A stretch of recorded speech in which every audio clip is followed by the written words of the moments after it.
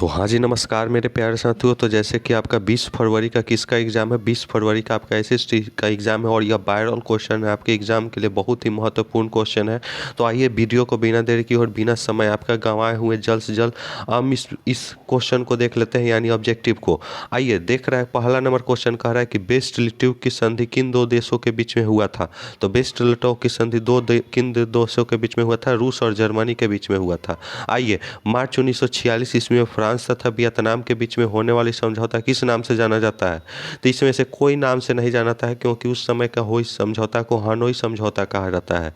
ठीक है, ध्यान रखिएगा। क्वेश्चन पूछ सकता है कि फ्रांस और वियतनाम के बीच में कौन सा समझौता हुआ था? तो हनोई समझौता, हनोई समझौता। ध्यान रखिएगा, कब हुआ था? मार्च 1946 में। ध्यान रखिएगा। चलिए, पूर्ण स्वराज की मांग का प्रस्तावना कांग्रेस ने किस वार्षिक अधिवेशन में पारित किया?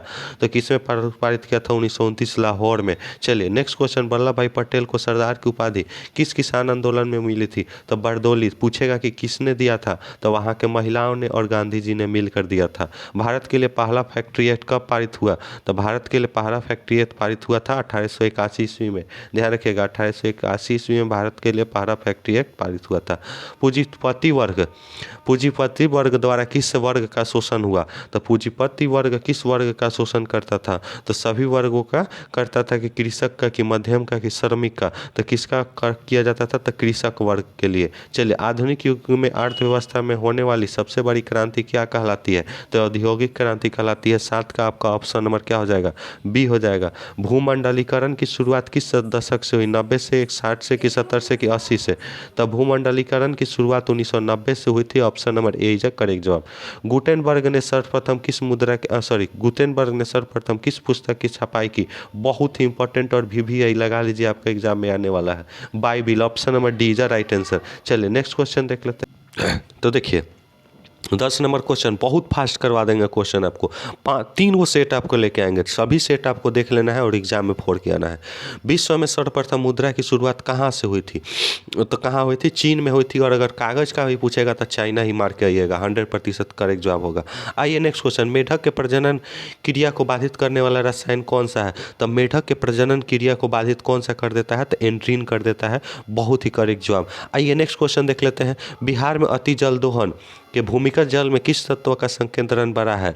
तो किस तत्व का संकेंद्रण सबसे ज़्यादा बड़ा है? तो आर्सेनिक का। Option number C is right answer. संविधान की धारा का संबंधित है। संविधान की धारा, यहाँ पे क्वेश्चन मेंशन नहीं है, कुछ इतना ही धारा होता है, उसमें आप मारिएगा ऑप्शन नंबर ए ही मारिएगा, वहाँ पे हम आपको कमेंट बॉक्स में बता देंगे कौन सी धारा।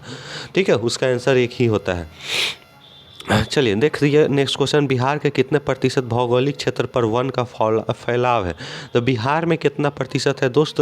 तो 7%, बहुत ही कम। आइए नेक्स्ट क्वेश्चन, एल्युमिनियम बनाने अगर यहीं पूछेगा जाए कि वनों का सबसे अधिक वन कहाँ पाए जाते हैं? तो ध्यान रखिएगा, मध्य प्रदेश। ठीक है, कहाँ पाए जाते हैं? मध्य प्रदेश पाया जाता है। ठीक है, सबसे ज़्यादा वन, ध्यान रखिएगा। एल्युमिनियम बनाने के लिए किस खनिज का आवश्यकता होता है? तो बैक्साइट का। Option number D is right answer, manganese नहीं, बॉक्साइट। ध्यान रखिएगा। चलिए, भारत में किस राज्य में सौर ऊर्जा का सबसे विकास अधिक संभव है? तो सबसे ज़्यादा धूप कहाँ होता है? राजस्थान। तो option number C is right answer. चलिए नेक्स्ट क्वेश्चन, निम्नलिखित में से कौन सा छोटे पैमाने का उद्देश्य है उद्योग है? तो छोटे पैमाने का उद्योग कौन सा है?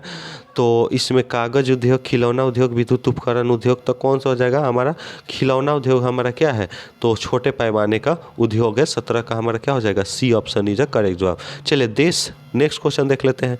देश के कितने विशेष आर्थिक क्षेत्र विकसित है? यह पूछ रहा है क्वेश्चन आपसे। तो 18 का आपका ऑप्शन नंबर क्या हो जाएगा? डी हो जाएगा। 5 गो है। ठीक है, चलिए नेक्स्ट क्वेश्चन, बिहार के सीमाएं के रेल मार्ग की कुल लंबाई कितनी है?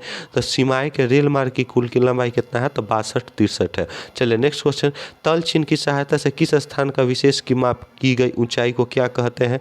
तो उसको क्या कहते हैं? 80 में से 40 बनाना है, तो आप कोशिश कीजिएगा कि 40 इजी ही प्रश्न आप एग्जाम में बनाए, हार्ड वाला को नहीं छोड़ना है। ठीक है, साफ नहीं छूना है। जैसे हाई क्वेश्चन था ना, तो इसको आपको साफ छूना ही नहीं है, ई वाला क्वेश्चन। ठीक है, ई वाला क्वेश्चन आपको छूना ही नहीं है। 1 मिनट रुकिएगा।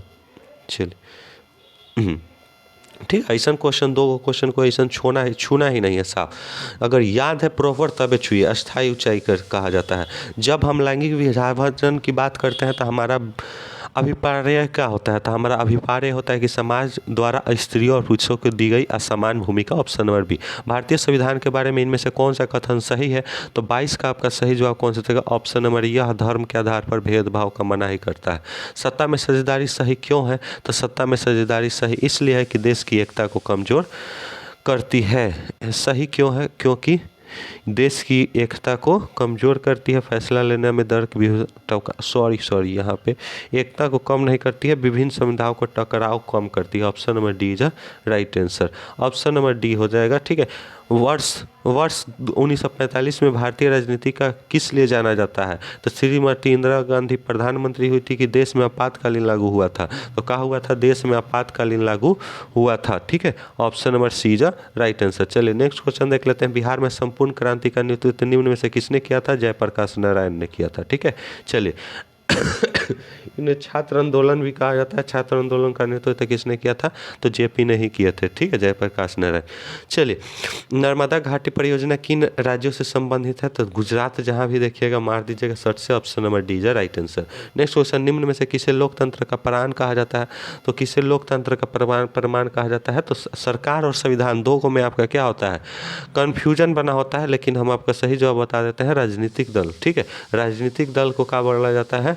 तो लोकतंत्र का प्राण बोला जाता है। दल बदल कानून निम्न में से किस पर लागू होता है? तो संसदों और विधायक पर। जनता दल पार्टी यानी जेडीयू जो तीर छाप है नीतीश जी का है, तो उन्हीं का कौन सा हो जाएगा हमारा, मतलब कि कौन सा स्थापना कब हुआ था? 1999 में हुआ था। चलिए नेक्स्ट क्वेश्चन देख लेते हैं। निम्न में से कौन सा अर्थव्यवस्था का प्राथमिक क्षेत्र? 3 को पूछेगा आपसे, किसी भी तरह से पूछ सकता है कि प्राथमिक क्षेत्र, द्वितीय क्षेत्र या तृतीय क्षेत्र, तीनों में से एगो रहने वाला है। तो प्राथमिक क्षेत्र कौन सा होता है? कृषि क्षेत्र होता है। नेक्स्ट क्वेश्चन, जिस देश के प्रति व्यक्ति आय अधिक होता है वह देश क्या कहलाता है? विकसित कहलाता है। बिहार में किस जिले की प्रति व्यक्ति आय सबसे अधिक है? तो पटना का कि शिवहर का तो सबसे कम है, और किसका सबसे ज़्यादा है? तो पटना का। कम पूछेगा तो शिवहर और ज़्यादा पूछेगा तो पटना। चलिए नेक्स्ट क्वेश्चन, भारत का केंद्रीय बैंक कौन सा है? तो कौन सा केंद्रीय बैंक है? तो RBI, reserve bank of India. Comment box में बताइए कि आरबीआई की स्थापना कब हुई थी। चलिए नेक्स्ट क्वेश्चन, व्यवसायिक बैंकों की सर्वप्रथम राष्ट्रीयकरण कब हुआ था? 1969 में हुआ था। कब हुआ था दोस्त? 1969 ईस्वी में हुआ था। नेक्स्ट क्वेश्चन देख लेते हैं, ऊर्जा के मुख्य स्रोत कौन सा है? तो सभी हैं ऊर्जा के मुख्य, कोयला, पेट्रोलियम और विद्युत धारा, ये सब ऊर्जा का क्या है? मुख्य स्रोत है। ठीक है। चलिए नेक्स्ट क्वेश्चन देख लेते हैं। नेक्स्ट क्वेश्चन आपका 36 नंबर क्वेश्चन, इनमें से कौन सा बहुराष्ट्रीय कंपनी है? तो बहुराष्ट्रीय सभी हैं, क्योंकि सभी क्या करते हैं, बहुत राष्ट्र में, बहुत सारे देशों में फैले हुए हैं। चलिए, उपभोक्ता अधिकार दिवस कब मनाया जाता है? उपभोक्ता अधिकार दिवस आपको मनाया जाता है 15 मार्च को। नेक्स्ट क्वेश्चन देखिए, आपका यहाँ पे करें, यदि किसी वस्तु का सेवा का मूल्य 20 लाख से अधिक तथा 1 करोड़ से कम है तो उपभोक्ता कहाँ शिकायत दर्ज कर सकता है? या आप बुक पढ़े होंगे, चाहे किसी टीचर से पढ़े होंगे, तो ऑप्शन नंबर बी होगा, राज्य आयोग के पास। ठीक है। चलिए, सुनामी का प्रमुख कारण क्या है? समुद्र में भूकंप आना। Option number B. चलिए नेक्स्ट क्वेश्चन आइए, नेक्स्ट देख लेते हैं। भूकंप केंद्र के ऊर्ध्वाधर पृथ्वी पर स्थित केंद्र को क्या कहा जाता है? तो 40 का आपका सही जवाब और बिल्कुल करेक्ट जवाब कौन सा हो जाएगा? ऑप्शन नंबर बी, अधिकेंद्र कहा जाता है। नेक्स्ट क्वेश्चन देख लेते हैं। नेक्स्ट क्वेश्चन हमारा 41, भारत का राष्ट्रीय पक्षी। बहुत अच्छा क्वेश्चन, मयूर, सभी बच्चे को मालूम होना चाहिए। किस राज्य में वनों का सबसे अधिक विस्तार? आपको शुरू में बताया है, मध्य प्रदेश। इनमें से कौन सा जीव है जो केवल भारत में ही पाया जाता है? तो कौन ऐसा जीव है जो केवल भारत में ही पाया जाता है दोस्त? तो घड़ियाल है, जो भारत में ही केवल पाया जाता है, एक नस्ल ऐसा है। टेक्सोल का उपयोग किस में होता है? तो कैंसर में होता है। नेक्स्ट क्वेश्चन आइए देख लेते हैं। नेक्स्ट क्वेश्चन हमारा क्या है, कौन सा है? तो चरक का संबंध किससे देश से है? तो चरक का संबंध हमारे भारत देश से है। किससे है? भारत देश से है। ठीक है। वन संरक्षण प्रबंधन के दृष्टि से वनों को कितना भागों में बांटा गया है? तो 3 वर्गों में बांटा गया है। बिहार में कितने प्रतिशत भौगोलिक क्षेत्र? तो 7%। नेक्स्ट क्वेश्चन, वनों की रिपोर्ट के अनुसार भारत का वनों का विस्तार कितना है? तो रिपोर्ट के अनुसार भारत में वनों का विस्तार कितना है? तो 20.55 संविधान के धारा 21 से इसका संबंधित है, तो यही था धारा 21 की क्या है? तो वन जीव और प्राकृतिक संसाधनों के संरक्षण। प्रकृति संसाधन के संरक्षण 1968 में कौन सा कन्वेंशन हुआ था? तो कौन सा कन्वेंशन हुआ था? अफ्रीका कन्वेंशन हुआ था। ऑप्शन नंबर विश्व आपदा कन्वेंशन हुआ था। कौन सा हुआ था? विश्व आपदा कन्वेंशन। ठीक है। मैग्नीशियम का सबसे अधिक विस्तार कहाँ है? तो अंडमान निकोबार। भारत में 2021 में कितने प्रतिशत भौगोलिक क्षेत्र पर क्या थे? वन थे। तो कितने प्रतिशत थे? तो 20.6, जो घट के कितना हो गया? 20.55 हो गया। अभी तो और भी घट गया होगा। चलिए नेक्स्ट क्वेश्चन। जैसे जैसे जनसंख्या बढ़ेगा वैसे वैसे कम होते जाएगा। पूर्वोत्तर राज्यों के 188 आदिवासी जिलों में देश के कुल कितने प्रतिशत वन है? तो 53 का आपका सही जवाब हो जाएगा कौन सा दोस्त? आपका हो जाएगा ऑप्शन नंबर डी हो जाएगा। नेक्स्ट क्वेश्चन देख लेते हैं। ठीक है, चलिए। हाँ, 1951 से 1980 तक कितना हो जाएगा आपका? Option number D 35,500। एक एनजीओ वार्निक रिपोर्ट के अनुसार 1948 में कितने विश्व में कितने हेक्टेयर पर भूमि थे? तो कितने पर? तो 4 अरब हेक्टेयर। चलिए नेक्स्ट क्वेश्चन।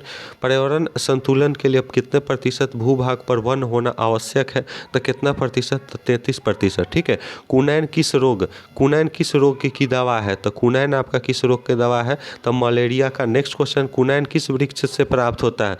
तो कुनैन आपका किस वृक्ष से प्राप्त होता है? सिनकोना से। बाघ परियोजना कब आरंभ हुआ था? बाघ परियोजना आरंभ हुआ था आपका 1973 में। 60 नंबर क्वेश्चन देख लेते हैं। भारत का राष्ट्रीय पशु कौन सा है? तो बाघ है। नेक्स्ट क्वेश्चन देख लेते हैं। घड़ियाल प्रजनन केंद्र कहाँ है? तो घड़ियाल प्रजनन केंद्र है आपका मुरैना में। ठीक है। भारत में उजला बाघ प्रजनन केंद्र कहाँ है? तो भारत में उजला बाघ परियोजना उड़ीसा में है। चलिए नेक्स्ट क्वेश्चन। संकटग्रस्त पादप प्रजातियों की सूची कहलाती है?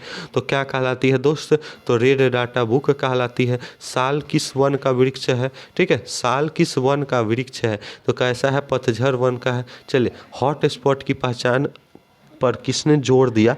तो हॉट स्पॉट की पहचान पर किसने जोर दिया था? तो नॉर्मन मेयर्स ने दिया था। भारत का पहला जैव मंडल आरक्षित क्षेत्र 1986 ईस्वी में कहाँ विकसित किया गया था? तो कहाँ विकसित? नैलगिरी में। ठीक है। चलिए नेक्स्ट क्वेश्चन। वन्य जीव बोर्ड की स्थापना कब हुई थी? तो वन्य जीव की बोर्ड की स्थापना 1952 में हुई थी। प्लाईवुड का निर्माण सर्वप्रथम कहाँ हुआ था? तो प्लाईवुड का निर्माण सर्वप्रथम जर्मनी में हुआ था। Next question. वन संरक्षण अधिनियम कब लागू हुआ था? तो वन संरक्षण अधिनियम आपका लागू हुआ था कब हुआ था? तो 1980 होगा। ठीक है, 1980 में हुआ था। सुंदर वन क्या वन है? तो पश्चिम बंगाल में है। किस खनिज को उद्योगों की जननी कहा जाता है? तो उद्योगों की जननी किस खनिज को कहा जाता है? ठीक है, तो किस खनिज को कहा जाता है? लोहा को। सीमेंट उद्योग का सबसे प्रमुख कच्चा माल क्या है? तो चूना पत्थर है। चलिए नेक्स्ट क्वेश्चन। एल्युमिनियम बनाने के लिए तय हो ही चुका है, बॉक्साइट है। चलिए नेक्स्ट क्वेश्चन देख लेते हैं। कौन सा भारत का सबसे बड़ा लौह उत्पादक राज्य है? तो लौह उत्पादक राज्य कर्नाटक है।